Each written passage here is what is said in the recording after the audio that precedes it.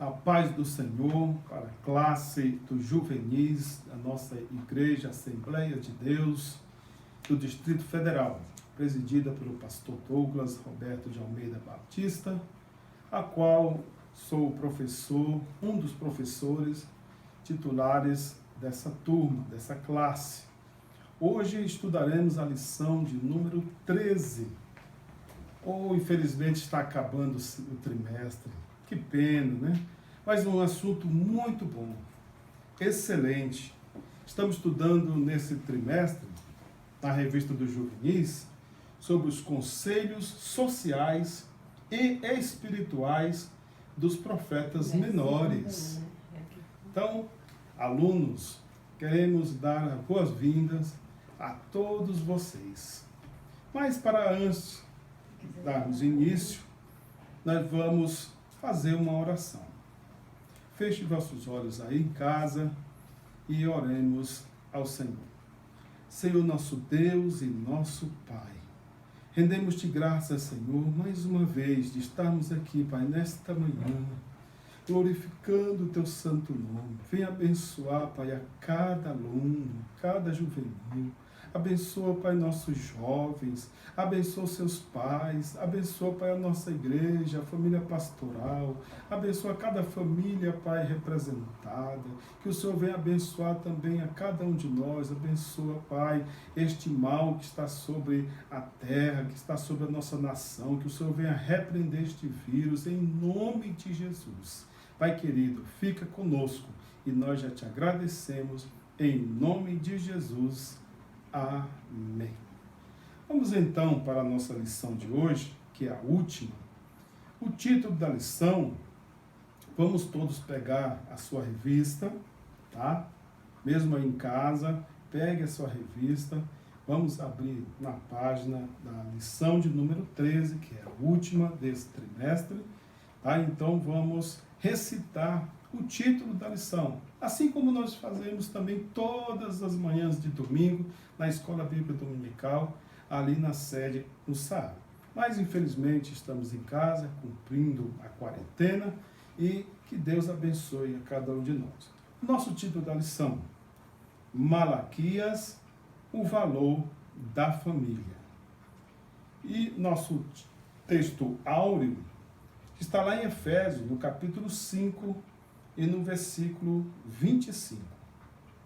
Vamos todos recitar juntos?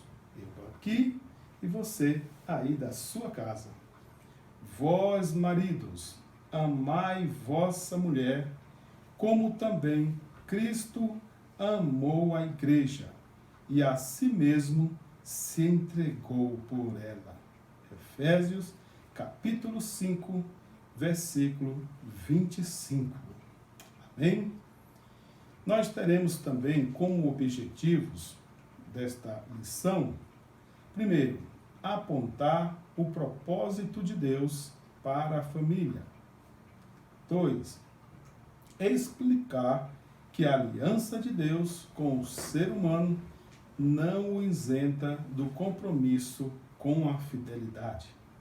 E por último, evidenciar a importância da integridade familiar. Amém? Então, queridos, nós vamos estar estudando a respeito de Malaquias, que é o último dos profetas. Ou seja, estudamos 12 profetas, chamados profetas menores, a quais você já sabe muito bem que não são porque eles escreveram muito menos ou porque são pequenos. Não, perdão. Mas porque eles escreveram um pouco menor a quantidade de livros ali, de capítulos, menor do que os profetas maiores. Isso aí vocês já sabem, não vamos mais repetir. O importante é que nós vamos estudar sobre Malaquias, a qual nós conhecemos muito, na nossa igreja, no nosso ministério, todos os cultos a gente cita, né, Malaquias, capítulo 3, versículo 10 e 11. Também nós vamos estudar a respeito também do dízimos e oferta. É sempre quando, nesse momento, nós citamos esses versículos. Tá? Vamos então para a nossa introdução. Vocês podem acompanhar aí de sua casa, eu aqui na minha casa, mas estamos juntos orando por este mal. Tá, na nossa introdução, a título de introdução, vamos ver que Malaquias, ele profetizou em Jerusalém. Tá? Estamos aqui atrás, temos uma foto de Jerusalém. Tá? Não sei se vocês dão para ver muito bem aí, mas foi nessa cidade já reconstruída, pós-exílio, que Malaquias profetizou, mais ou menos ali no ano de 445 a.C. Tá? Então, Malaquias, ele foi o último profeta a profetizar. Por isso que ele foi o último profeta do Antigo Testamento. Tá? Então ficou aquele período, aquela lacuna de 400 anos, até vir o profeta João Batista, que profetizou acerca do Messias, Jesus Cristo. E nesse período, só para relembrar, principalmente a história, nesse período aconteceu muitas coisas. Só que, na palavra de Deus, eles não citou. Por isso que chamou um período interbíblico, ou intertestamentário, né, onde os profetas se calaram. Então Deus se calou. Mas aconteceram algumas coisas. Só para relembrar vocês, eu gostaria de relembrar que foi nessa época que aconteceu o período, por exemplo, helenístico, né, as grandes conquistas. Lembrar que nessa época que o profeta Malaquias profetizou, estava ainda sob o domínio persa. Os irmãos vão relembrar que lá Neemias, né, quando saiu, ele soube notícia de Jerusalém, que os muros estavam caídos, né, o templo estava destruído, a cidade estava como um monturo. E quando ele trouxeram para ele algumas informações, notícias de Jerusalém, quando ele perguntou, ele ficou muito triste. Nós sabemos disso. Ele ficou muito triste, ele ficou indignado com aquela situação. E aí os irmãos vão relembrar que era na época, né, do rei Assuero, que ele foi e solicitou para que ele desse cartas e ele voltasse para Jerusalém e fosse reconstruir os muros. Tá? Então foi nesse período que justamente Malaquias profetizou, quando Neemias chegou, né, para a reconstrução dos muros. Lá já estava Esdras, já estava Zorobabel, que reconstruíram o templo. Não aquele templo glorioso dos ídolos de Salomão, mas um templo mais acanhado. Mas a palavra de Deus diz, que você também estudaram, num dos profetas menores, que a glória da segunda casa seria maior do que a primeira. Amém? Então foi nesse período.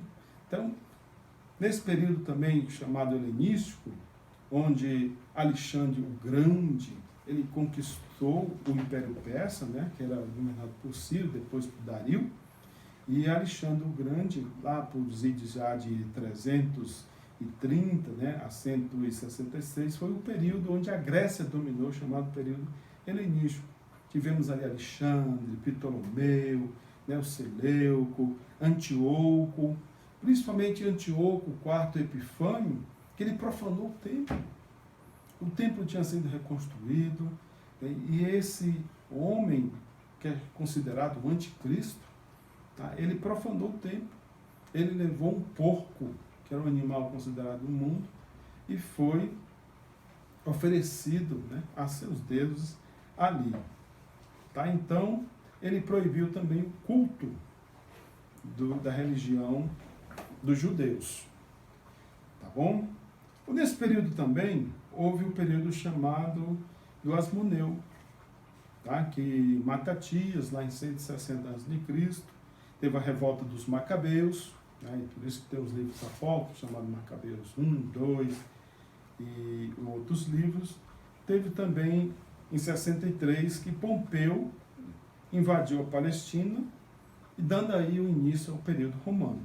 E foi de 63 que ficou o período romano, que se estendeu até a vinda de Jesus.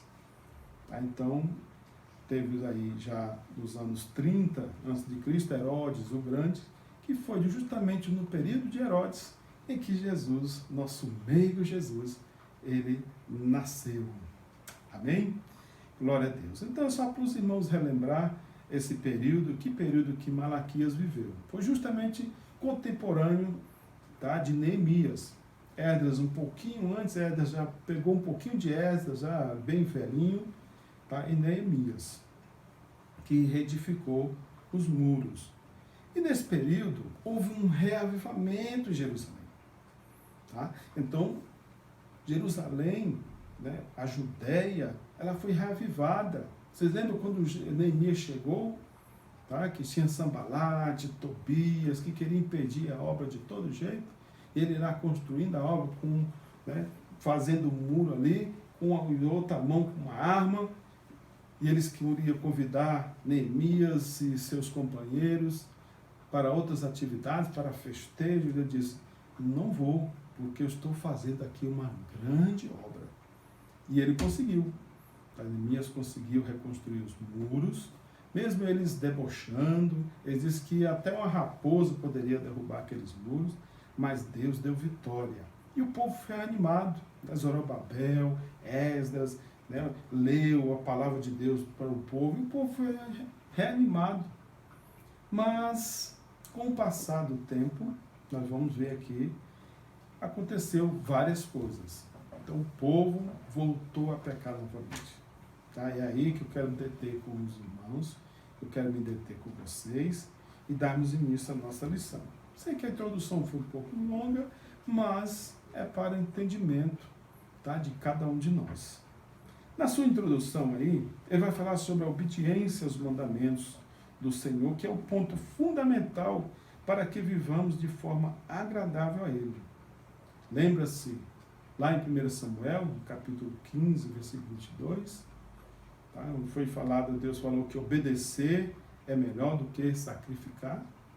Tá? Então, obedecer é melhor do que sacrificar, tá, jovens? Então, vamos obedecer a palavra de Deus.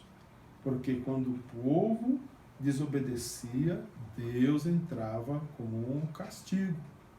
Deus entrava com juízo. E isso que aconteceu em Jerusalém nessa época, com Judá, justamente nessa época. Tá? Então ele continua, para que vivamos de forma agradável a Ele. Porém, Israel parecia novamente ter se esquecido desse princípio, depois de serem animados pela promessa da vinda do Messias. Os judeus esmoreceram e passaram a esperança ao ceticismo. E os sacerdotes eram profanos, os homens desleais, tá, com suas famílias. E Malaquias, aí entra Malaquias, que vai ensinar que Deus nos ama e deseja que corrijamos nosso caminho para fazermos a sua vontade. Amém? E aí nós vamos entrar no contexto histórico. Tá? Nós vamos entrar no contexto histórico, quando aconteceu Malaquias, que nós já falamos, isso, por isso que eu vou resumir, eu vou passar, né, algumas coisas que não é tão importante, mas o principal, e sim, nós vamos estar comentando. Tá? No contexto histórico vai dizer que Malaquias é o último livro do Antigo Testamento, já sabemos, e encerra a mensagem dos 12 profetas menores. Então Malaquias, o nome dele vai falar que ele era o mensageiro, né? Era o mensageiro de Deus, ou seja, o meu mensageiro. Então ele era um mensageiro de Deus, realmente naquele período difícil, ele era o mensageiro de Deus, tá? Naquele momento terrível. Então, ele foi o último profeta do Antigo Testamento, os judeus estavam em sua pátria e o templo já havia sido reconstruído, nós já falamos, mas ele vivia num estado de apatia espiritual. Felizmente, o povo judeu estava numa apatia já. depois do reavivamento com Neemias, Esdras, Zorobabel e dentre outros, Josué. Tá? O profeta Malaquias se levantou com firmeza e declarou a palavra de Deus ao seu povo. E após essas profecias lá de Zacarias, né, que foi o penúltimo profeta a profetizar, ele entrou também com palavras duras. Os judeus tinham uma expectativa do cumprimento imediato daquelas promessas, mas nós sabemos que o tempo de Deus é o tempo de Deus. O tempo de Deus não é igual ao tempo do homem. Seus caminhos são maiores do que os nossos caminhos. Seus pensamentos são maiores do que os nossos pensamentos. Então o declínio espiritual instalou e os judeus tornaram-se infiéis. Que tristeza. Isso não agradou a Deus. Por isso que veio o juízo. Nós vamos ver mais à frente. Então eles se casavam com mulheres estrangeiras, eles se divorciavam das mulheres, tá? E da sua mocidade, então para ficar com outras mulheres. Eram displicentes com os dízimos e as ofertas, os sacerdotes corrompiam e eram relapsos no seu ofício, julgavam que pelo seu desempenho de suas tarefas tornavam-se naturalmente aceitáveis diante de Deus. Tá? Então tudo isso aconteceu justamente nesse período. E nós sabemos que a importância de termos compromisso com o serviço na casa do Senhor, desempenhando tarefas ministeriais e sociais. Porém, o fato de realizarmos essas atividades não isenta de uma vida diária de pureza, santidade, pois uma coisa não dispensa a outra. Tá? Então, Jesus nos ensinou esses princípios quando se dirigiu aos fariseus. O que foi que ele falou lá em Mateus 23, 23?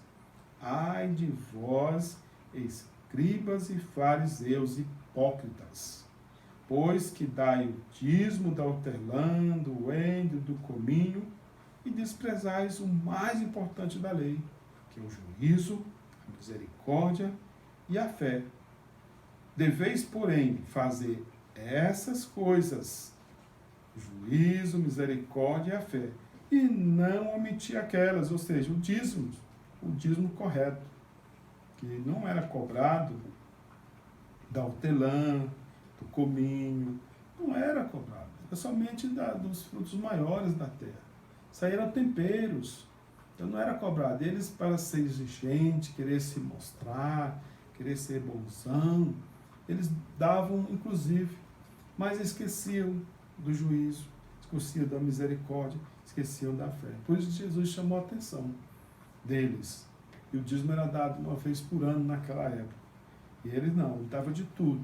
Todo momento eles davam. Tá? Então, eles diziam escribas e fariseus hipócritas. Porque isso que era o que fazia. E que isso estava acontecendo também na época de Malaquias. Por isso que ele vai chamar a atenção. Né? Roubará o homem a Deus? Sim, roubará. Então, nós vamos agora para a parte principal aqui. Nós vamos correr, porque o tempo passa rápido, infelizmente. Tá? Mas, com certeza, os irmãos creio que estão entendendo e nós vamos para frente. A estrutura do livro. Então, Malaquias, ele apresenta sua profecia em 4 capítulos. Tá? Então, você pode abrir aí sua Bíblia, no livro de Malaquias, e nós vamos acompanhar juntamente com a revista, que ele está dividido em capítulos, em 5 tópicos, a saber. Primeiro, nós vamos ver o amor de Deus e os pecados dos sacerdotes. No 2, o divórcio e casamentos mistos. Tá? A vinda do Senhor. No 4, infidelidade nos dízimos e nas ofertas. E encerrando, o triunfo dos justos. Amém? Acerca do amor de Deus e dos pecados dos sacerdotes. Como já falamos, Deus é amor. Deus, ele é amor, mas também ele é juízo. Ele é juízo.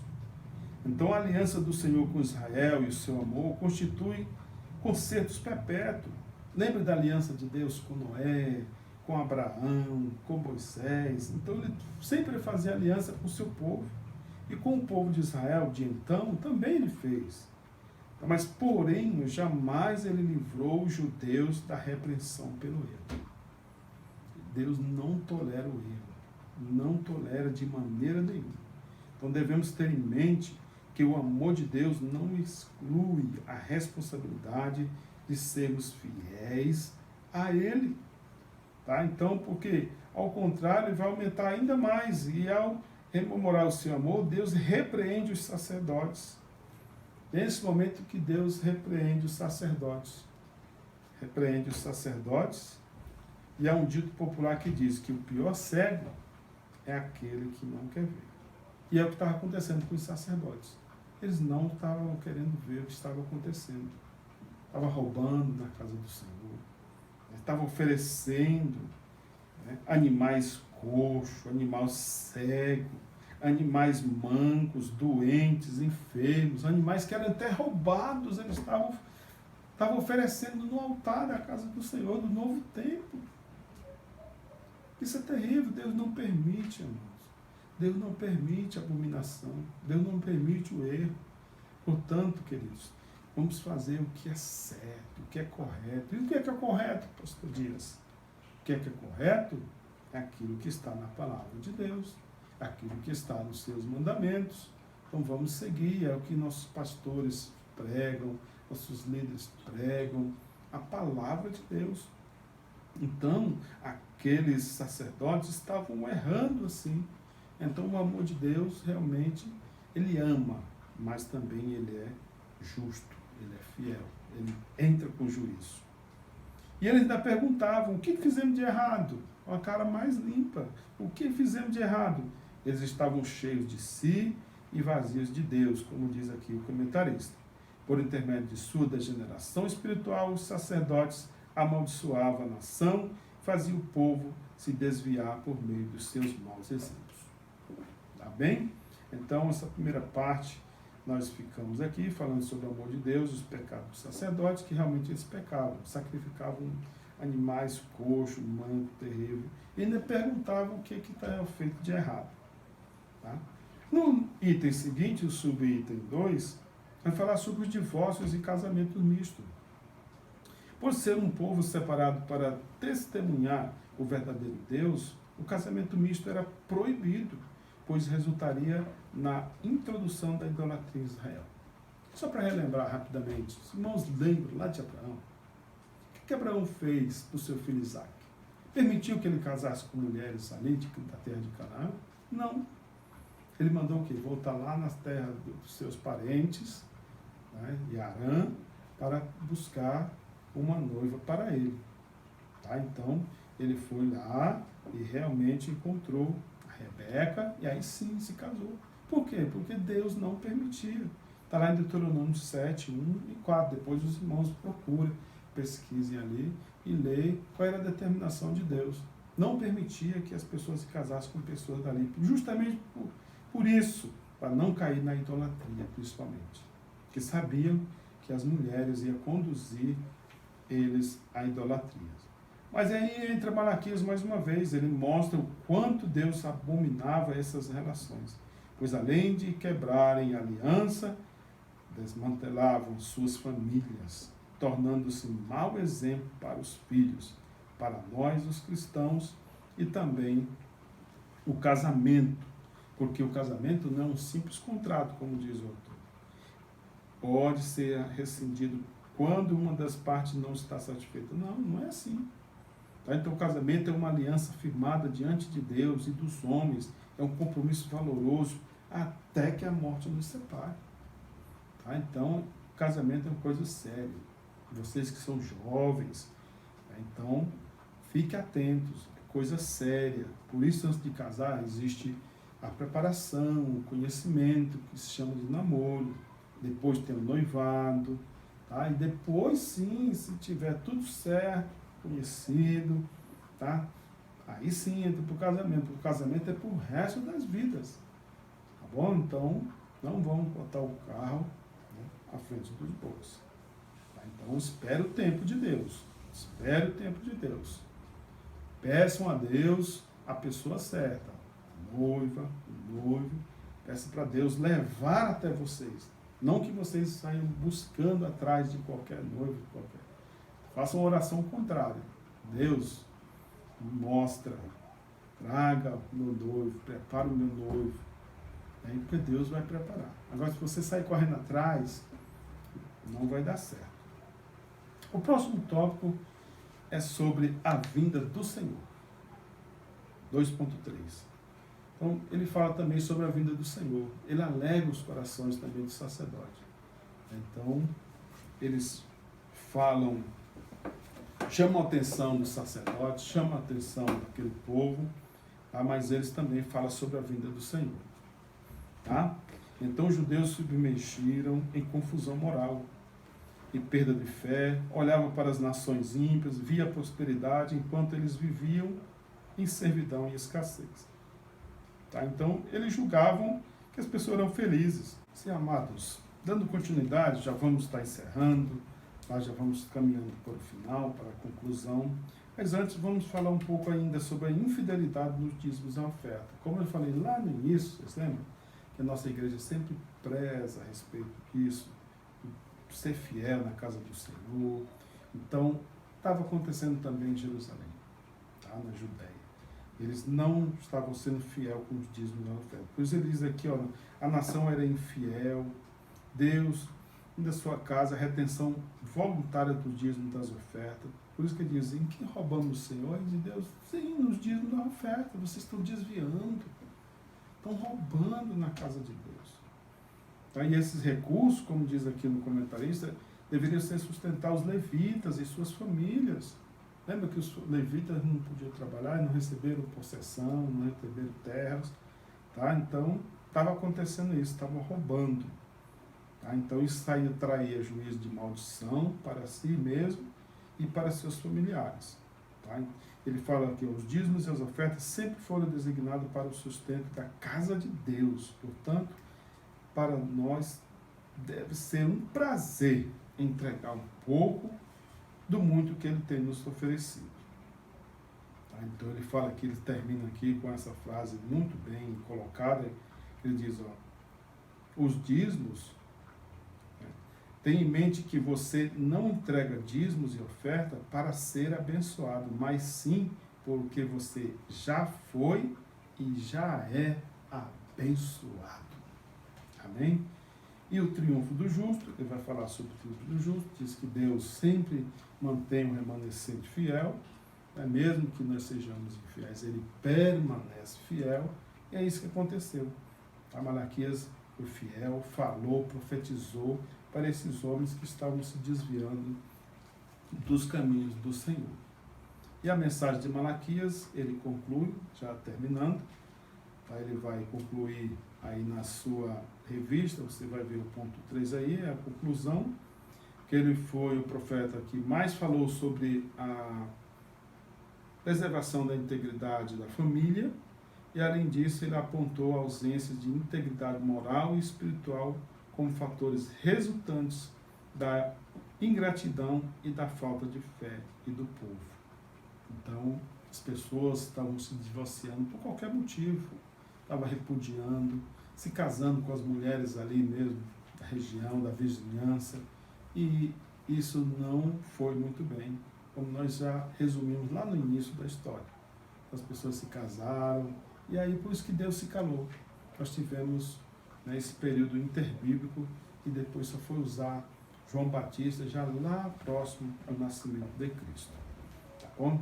Então quero que Deus abençoe cada um de vocês, que Deus dê força, dê ânimo, e que possamos vencer, né, esse vírus, vencer na vida, vocês possam ter um casamento abençoado, uma família abençoada.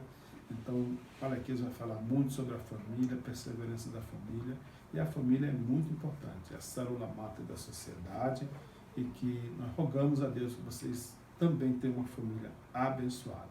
Então, Deus abençoe poderosamente, agradecemos, né, a liderança, a superintendência, a coordenação, que Deus venha abençoar poderosamente a nossa escola bíblica dominical, a nossa igreja Assembleia de Deus de Missão do Distrito Federal, situada ali no Saara. Eu sou o pastor Dias e Deus abençoe.